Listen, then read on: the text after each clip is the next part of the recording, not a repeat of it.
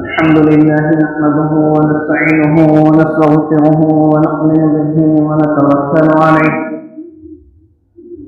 ونعوذ بالله من شرور أنفسنا ومن سيئات أعمالنا من يهده الله فلا مضل له ومن يضلل فلا هادي له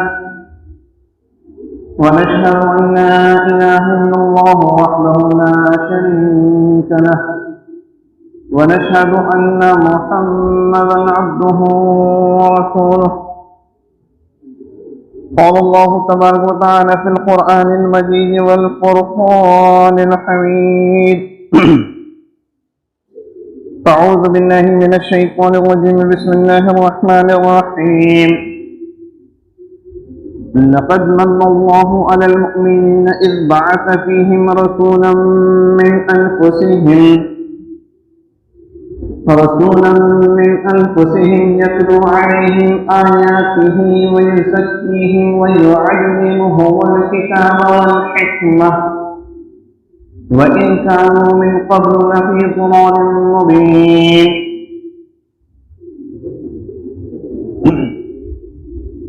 صدقت يا رب العالمين. میرے عزیز دوستو، اللہ رب العزت نے بے شمار احسانات انسانوں پر کیے، یہاں تک کہ فَإِنَّ الدُّنْيَا خُلِقَتْ لَكُمْ وَإِنَّكُمْ خُلِقْتُمْ لِلْآخِرَةِ فَإِنَّ الدُّنْيَا خُلِقَتْ لَكُمْ، بے شک دنیا تمہارے لیے بنائی گئی، وَإِنَّكُمْ خُلِقْتُمْ لِلْآخِرَةِ، اور تمہیں آخرت کے لیے بنایا. تو دنیا کے اندر جتنی بھی چیزیں ہیں، سمندر ہے، پہاڑ ہیں، درخت ہیں، پھل ہیں، میوے ہیں، چوپائے ہیں، پرندے ہیں، وہ تمام کی تمام انسانوں کے فائدے کے لیے، تمام کے تمام انسانوں کے فائدے کے لیے. یہاں تک کہ موذی جانور، اس کے بارے میں ہم جب اسکول پڑھتے تھے تو ہمیں بتایا گیا کہ جو موذی جانور ہیں، مثال کے طور پر چھپکلی ہے، تو ہمیں جو ٹیچر تھے انہوں نے اپنے والد سے پوچھا کہ موذی جانور کا کیا فائدہ، جبکہ اللہ نے تو انسان کے فائدے کے لیے بنایا ہے. تو ان کے والد صاحب نے ان کو بتایا کہ یہ جو موذی جانور ہوتے ہیں، مثال کے طور پر چھپکلی ہے، سانپ ہے، یہ ہوا کے اندر جو زہریلا مادہ ہوتا ہے وہ اپنے اندر کھینچ لیتے ہیں. ہوا کے اندر جو زہریلا مادہ ہوتا ہے وہ اپنے اندر جذب کر لیتے ہیں، جس کی وجہ سے ہوا معتدل ہو جاتی ہے، انسانوں کے لیے مناسب ہو جاتی ہے، اور وہ زہر ایک جگہ جمع ہو جاتا ہے، پھر ہم اسے چھپکلی کو مار دیتے ہیں. تو یہ تمام کی تمام چیزیں انسان کی سہولت کے لیے بنائی گئی، اور خود ہم اپنے اندر دیکھ لیں تو اللہ کا بڑا احسان ہے کہ اللہ نے ہمیں بے شمار نعمتوں سے نوازا. اب 2-3 دن پہلے کی بات ہے، ایک صاحب اپنے بیٹے کو لے کر آئے میرے پاس، کہنے لگے کہ یہ 5 سال سے بیمار ہے. اس کی عمر 6 سال تھی، اور انہوں نے بتایا کہ جب یہ 1 سال کا تھا تو اسے بخار آیا، اور بخار آیا تو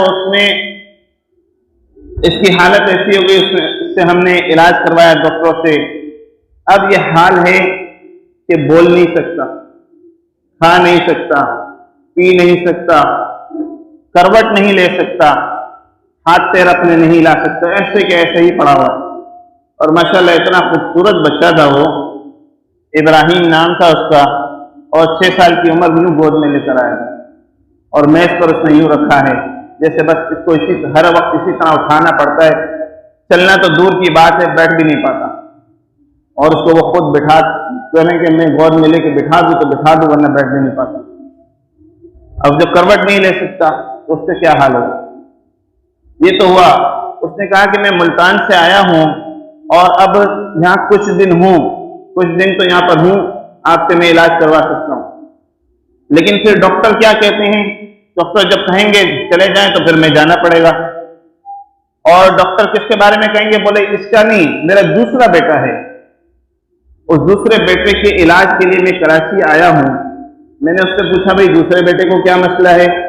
تو کہنے لگا کہ بھائی دوسرے بیٹے کا یہ مسئلہ ہے کہ کہیں دعوت میں کہیں بوتل یا پانی کوئی چیز اس نے پی ہے تو اس کو درد اٹھا ہے۔ جب درد اٹھا ہے تو ہم لے کے بھاگے، کبھی کس ڈاکٹر کے پاس، کبھی کس ڈاکٹر کے پاس، کبھی کہیں کرتے کراتے ایک عرصے کے بعد پتہ چلا کہ اس کو گردے کا مسئلہ ہے اور کراچی میں SIT میں اس کا علاج ہوگا۔ تو اس لیے ہم اس کو کراچی میں لے کر آئے ہیں اور کراچی میں اس کا آپریشن ہوا ہے، اس کی نس تبدیل ہوئی ہے۔ اب ڈاکٹر جب تک کہیں گے ہم کراچی میں رک رہے ہیں دوسرے بیٹے کے لیے۔ اس کا ایک کا تو یہ حال ہے، دوسرے کی عمر میں نے پوچھی تو کہنے لگے 9 سال کی عمر ہے، اس کے علاج کے لیے آئے اور اس کا یہ حال ہے۔ اچھا، پھر میں نے ان کو کچھ پڑھنے کے وغیرہ بتایا، کہنے لگے آپ مجھے بھی میرا بھی علاج تجویز کر دیں۔ میں نے اس سے پوچھا کہ بھئی آپ کا کیا مسئلہ ہے؟ کہنے لگے جو میری بائیں آنکھ ہے اس سے تو مجھے نظر نہیں آتا، بائیں آنکھ ہے اس سے مجھے نظر نہیں آتا، اور جو دائیں ہاتھ ہے اس کو بالکل قریب سے کر کے میں دیکھتا ہوں تو مجھے پتہ چلتا ہے کہ ہاں پھر بینائی مجھے قریب کی محسوس ہوتی ہے، بہت قریب کی، ورنہ دائیں آنکھ سے بھی نظر نہیں آتا۔ 2 بیٹوں کا یہ حال ہے، اپنا یہ حال ہے۔ تو اس وقت چند لوگ بیٹھے ہوئے تھے، انہوں نے بھی شکر ادا کیا کہ اللہ پاک نے ہمیں کتنا بہتر رکھا ہوا ہے، کتنا بہترین رکھا ہوا ہے۔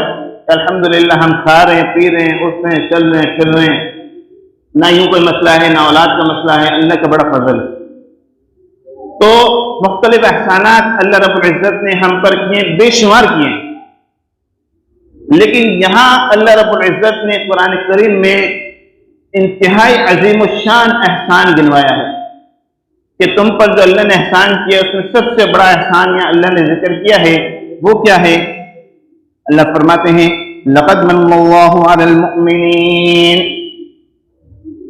لقد من اللہ علی المؤمنین، کہ مسلمانوں پر اللہ نے احسان کیا ہے، مؤمنین پر، مسلمانوں پر۔ یہ جو دوسرے احسانات وہ تو عمومی ہیں کہ اللہ نے صحت دی ہے، زندگی دی ہے، راحت دی ہے، اور ہاتھوں میں قوت دی ہے، زبان میں گویائی دی، آنکھوں میں بینائی دی ہے، پیر سے چل سکتا ہے، کھا سکتا ہے، پی سکتا ہے، اخراج کا سسٹم دیا ہوا ہے، ساری چیزیں اللہ نے دی۔ لیکن یہاں مسلمانوں کے لیے اللہ نے خاص بتایا ہے لقد من اللہ علی المؤمنین، کہ اللہ تعالیٰ نے مسلمانوں پر احسان کیا ہے۔ حقیقت تو یہ ہے کہ اللہ نے مسلمانوں پر احسان کیا ہے۔ کیا احسان کیا ہے؟ احسانات تو بے شمار ہیں۔ یہاں اللہ فرماتے ہیں اذ بعث فیہم رسولا منہم، اذ بعث فیہم رسولا من انفسہم، کہ انہی میں سے ہم نے رسول بھیجا۔ اذ بعث فیہم رسولا من انفسہم، انہی میں سے ہم نے یعنی ان لوگوں میں سے ہی رسول بھیجا، کوئی فرشتے کو رسول بنا کر نہیں بھیجا، کسی فرشتے کو رسول بنا کر نہیں بھیجا کہ حجت ہمارے پاس ہوتی کہ یہ تو فرشتے ہیں، یہ کام کر سکتے ہیں، ہم نہیں کر سکتے۔ آپ علیہ الصلوۃ والسلام کو انہی انسانوں میں سے چن کر اللہ رب العزت نے نبی بنا کر بھیجا، کسی فرشتے کو نہیں بھیجا۔ اچھا، پھر انہوں نے کیا کیا؟ آپ علیہ الصلوۃ والسلام کے کام کیا تھے؟ یتلو علیہم آیاتہ، یتلو علیہم آیاتہ، کہ انہیں آیتیں پڑھ کر سنائیں، وَيُزَكِّيهِمْ، اور ان کو پاک صاف کریں، یعنی ان کا تزکیہ نفس کریں، ان کو سمجھائیں کہ جو دل کی بیماریاں ہیں، بغض ہے، عداوت ہے، کینہ ہے، اور اس سے بڑھ کر جو دل کے اندر غیر اللہ ہے، اللہ کے سوا جو ہیں، ان سب کو نکالیں۔ وَيُزَكِّيهِمْ، یتلو کا لفظ پہلے آیا ہے، یتلو کا لفظ یعنی تلاوت کا لفظ پہلے آیا ہے اور تزکیہ کا لفظ بعد میں آیا ہے۔ تو اس سے ایک بات یہ پتہ چلتی ہے کہ تلاوت تزکیہ نفس کا ایک ذریعہ ہے، تلاوت تزکیہ نفس کا ایک ذریعہ ہے کہ تلاوت کی وجہ سے اللہ رب العزت دلوں کی گندگی کو دور کرتے ہیں، جو کہ ہم رمضان میں کرتے ہیں۔ جو تلاوت ہم رمضان میں، باقی تو ہم کرتے نہیں ہیں، قرآن پاک کا ڈھیر رکھا ہوا ہے۔ اللہ مجھے بھی توفیق دے، ہم سب کو توفیق دے۔ تو تلاوت کے ذریعے سے دلوں کی قدرت دور ہوتی ہے۔ یہاں آپ علیہ الصلوۃ والسلام کو بھیجنے کے بارے میں اللہ نے کہا کہ یہ ہم نے احسان کیا مسلمانوں پر، اور آپ علیہ الصلوۃ والسلام کا کام کیا تھا؟ یتلو علیہم آیاتہ، کہ انہیں آیت تلاوت کرے ان کے سامنے، ویزکیہم، اور ان کا تزکیہ نفس کرے، انہیں پاک صاف کرے، ویعلمہم الکتاب والحکمہ، ویعلمہم الکتاب والحکمہ، کتاب اور حکمت کی تعلیم، دو چیزیں، کتاب اور حکمت۔ کتاب سے مراد قرآن مجید، اور حکمت کی تعلیم دے، ان دو چیزوں کی تعلیم۔ کام کتنے ہو گئے؟ یتلو علیہم آیاتی، یہ آیتوں کی تلاوت، اور یزکیہم تزکیہ نفس، اور یعلمہم الکتاب والحکمہ، آیت کی تلاوت، آیتوں کی تلاوت، تزکیہ نفس اور کتاب اور حکمت کی تعلیم نبی کریم علیہ الصلوۃ والسلام نے کی۔ اور اللہ رب العزت نے یہاں احسان کے طور پر بتایا ہے، گنوایا ہے اللہ نے کہ دیکھو ہم نے یہ پر احسان کیا کہ انہی میں سے ایک نبی کو بھیجا اور جنہوں نے یہ سارے کام کیے۔ یعلمہم الکتاب والحکمہ وَإِن كَانُوا، اچھا اس سے پہلے کیا تھے؟ اس سے پہلے انسان کیا تھے؟ وَإِن كَانُوا مِن قَبْلُ لَفِي ضَلَالٍ مُبِينٍ، کہ اس سے پہلے تو صریح گمراہی میں تھے، واضح گمراہی میں تھے، بالکل کفر اور شرک کے اندھیروں میں ڈوبے ہوئے تھے۔ تو اللہ رب العزت نے یہاں اپنا احسان گنوایا۔ ایک مرتبہ میں منظور مینگل صاحب کا بیان سن رہا تھا، تو انہوں نے کہا کہ کفار جو پہچانتے تھے آپ علیہ الصلوۃ والسلام کو، وہ کہتے تھے کہ ہم جانتے ہیں، ہم جانتے ہیں، لیکن کہتے ہیں کہ حقیقت میں وہ نہیں جانتے تھے۔ کفار کہتے تھے کہ ہم آپ علیہ الصلوۃ والسلام کو جانتے ہیں، لیکن انہوں نے فرمایا کہ حقیقت میں وہ نہیں جانتے تھے۔ اور انہوں نے اس بیان میں یہ بھی کہا کہ ہم آپ علیہ الصلوۃ والسلام کو جانتے ہیں لیکن حقیقت میں ہم نہیں جانتے۔ ان کا اشارہ یہ تھا کہ حقیقت میں نہیں جانتے سے مراد یہ کہ ہم اگر حقیقت میں جانتے ہوتے تو ہم عمل کرتے، ہم آپ علیہ الصلوۃ والسلام کی سیرت طیبہ پر عمل کرتے۔ ہوتا یوں تھا کہ آپ علیہ الصلوۃ والسلام کو جب نبوت سے نوازا گیا، اس سے پہلے کی بات ہے کہ مکہ مکرمہ والوں کا جو تجارت کا طریقہ تھا وہ یہ تھا کہ یہاں سے کچھ سامان وغیرہ اپنا لے جا کے وہاں شام کی طرف چلے جاتے تھے اور وہاں ان کو فروخت کرتے تھے، اور اس کے بدلے کچھ سامان اپنا ضرورت کا لے کر آتے تھے کہ وہ اس سے اپنی ضرورت پوری کریں۔ اب وہ تجارت کبھی مخصوص دنوں، محدود دنوں کی ہوتی تھی، کبھی زیادہ دنوں کی ہوتی تھی۔ کبھی یہاں سے مال لے کر گئے اور جتنے وقت لگا، پھر وہاں بکنے میں کچھ عرصہ لگا، پھر وہاں سے خریدا، اس کے بدلے کچھ لیا اور پھر لے کر آ گئے۔ تو ایک مرتبہ یہ قافلہ جب گیا ہے نبوت سے پہلے، آپ علیہ الصلوۃ والسلام کی بلوغت کے قریب، نبوت تو بہت دور کی بات ہے، بلوغت کے قریب آپ علیہ الصلوۃ والسلام کی بلوغت، یہ قافلہ گیا ہے، اور قافلے کے سردار ابو طالب تھے اور علی رضی اللہ عنہ کے والد وہ سردار تھے۔ تو انہوں نے جناب نبی کریم صلی اللہ علیہ وسلم کو بھی ساتھ لے لیا کہ آپ بھی چلیں، ہم تجارت کے لیے جا رہے ہیں، ہم تجارت کے لیے جا رہے ہیں۔ تو اپنی تجارت میں اپنے بچوں کو بھی لگانا چاہیے، اپنی تجارت میں اپنے بچوں کو بھی لگانا چاہیے۔ بعض لوگ ایسے کرتے ہیں کہ نہیں میرا بیٹا تو پڑھے گا، میرا بیٹا تو انجینئر بنے گا، میرا بیٹا تو یہ بنے گا، اعلیٰ تعلیم اعلیٰ تعلیم، باپ کی تجارت موجود ہے، چلتا پھرتا کاروبار ہے، لیکن کہتا ہے نہیں تو پڑھ۔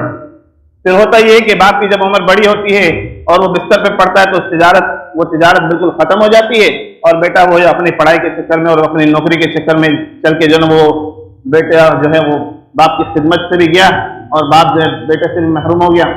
تو بہرحال یہ تو ایک بیچ میں ایک نصیحت تھی، کیونکہ میں بعض لوگوں کو جانتا ہوں کہ جس کی وجہ سے پریشان ہیں۔ کہنے کا مقصد یہ ہے کہ آپ علیہ الصلوۃ والسلام کو بھی اس قافلے میں لے گئے۔ اب جب ایک جگہ گئے ہیں، انہوں نے پڑاؤ ڈالنا تھا آگے چل کر، تو جب یہ قافلہ جانے لگا تو آہستہ ایک درخت تھا جہاں ان کو پڑاؤ ڈالنے کا انہوں نے سوچا تھا، تو درخت کا ایک سایہ آہستہ آہستہ ان کی طرف ہونے لگا کہ بھئی قافلہ آ رہا ہے، قافلے کے لیے درخت کا سایہ۔ تو تو در حقیقت وہ قافلے کے لیے نہیں تھا، وہ آپ علیہ الصلوۃ والسلام کے لیے تھا کہ یہاں یہ قافلہ آ رہا ہے، اس میں آپ علیہ الصلوۃ والسلام موجود ہیں۔ یہ سایہ آہستہ آہستہ کھسکنے لگا اور وہ اس مقام پر آ کے ٹھہر گیا۔ دیکھنے والے بہت کچھ دیکھ لیتے ہیں، اسی میں ایک دیکھنے والے میں ایک راہب تھا۔ عیسائیوں کے بڑے کو راہب کہتے ہیں، پادری بھی کہتے ہیں، راہب بھی کہتے ہیں۔ تو ایک پادری یہ ساری چیزیں دیکھ رہا تھا کہ قافلہ آ رہا ہے اور سایہ خود بخود اپنی جگہ سے ہٹ رہا ہے۔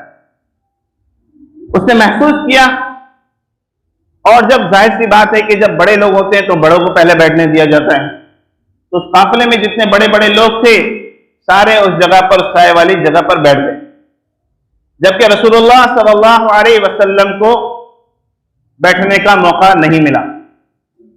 سایہ یہاں تھا اور سارے کے سارے قافلے والے بیٹھ گئے، اور رسول اللہ صلی اللہ علیہ وسلم کو بیٹھنے کا موقع نہیں ملا۔ تو آپ علیہ الصلوۃ والسلام، سایہ اس طرف ہے، آپ علیہ الصلوۃ والسلام گھوم کر یہاں آ کر بیٹھ گئے جہاں سایہ نہیں تھا۔ تو بخاری شریف کی حدیث ہے کہ وہ سایہ گھوم کر آپ علیہ الصلوۃ والسلام کی طرف آ گیا۔ راہب یہ منظر دیکھ رہا تھا۔ اب راہب نے جانچ لیا کہ یہ معمولی شخصیت نہیں ہے، راہب پڑھا لکھا تھا، توریت بھی پڑھی تھی، انجیل بھی پڑھی تھی، چونکہ پہلے آپ علیہ الصلوۃ والسلام کے آنے سے پہلے خوشخبریاں دی گئی، بشارتیں دی گئی کہ آخری نبی آئیں گے، ان کی صفات یہ ہوں گی۔ پھر جب اس نے آپ علیہ الصلوۃ والسلام کو دیکھا، چہرے مبارک کو دیکھا، پیشانی مبارک کو دیکھا، ناک مبارک کو دیکھا، تو سمجھ گیا کہ یہ وہی نبی ہیں جو آخری نبی ہیں، جو خاتم النبیین ہیں۔ ان کی خوبصورتی کے بارے میں، آپ علیہ الصلوۃ والسلام کے بارے میں ایک تو ذکر یوسف علیہ الصلوۃ والسلام کا ہے 12واں سپارہ سورہ یوسف میں، کہ یوسف علیہ الصلوۃ والسلام خوبصورت تھے، یہاں تک کہ زلیخا نے جب عورتوں کو بلایا ہے کہ تم آ جاؤ اور بیٹھ جاؤ، اور یوسف علیہ الصلوۃ والسلام چونکہ ان کی غلامی میں تھے، ان سے کہا کہ آپ یہاں سے گزر جائیں۔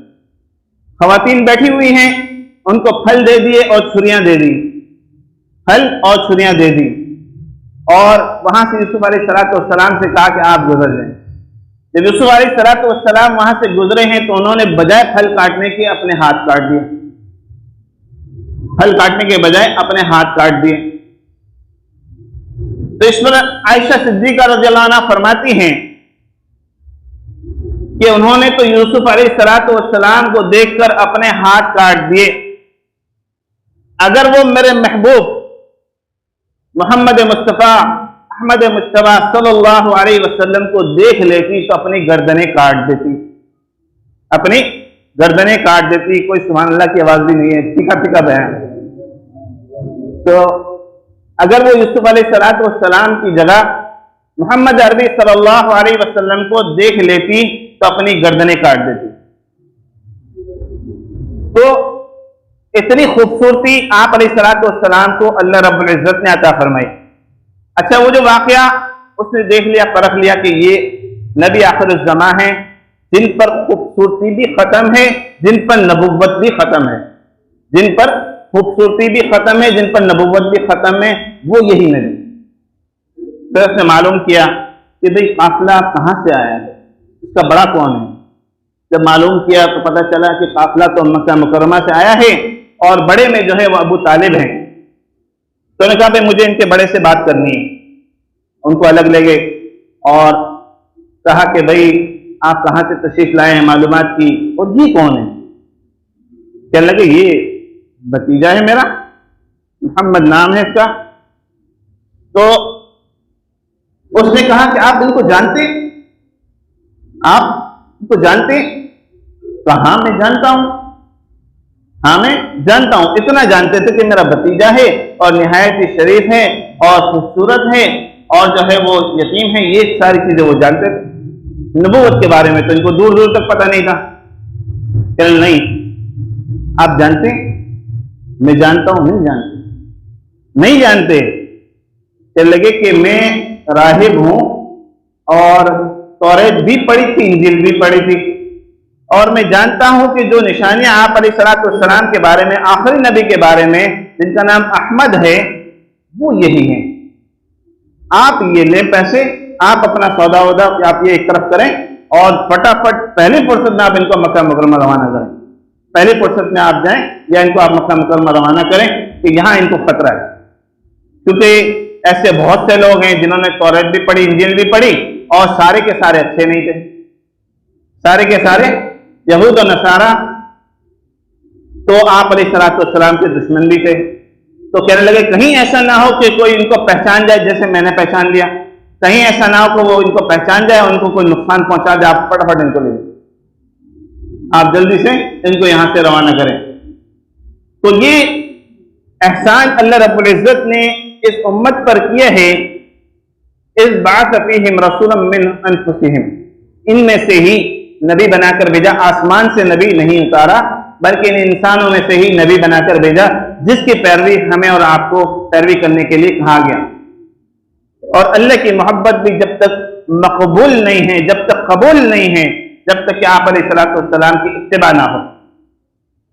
قل ان کنتم تحبون اللہ, قل ان کنتم تحبون اللہ فاتبعونی یحببکم اللہ.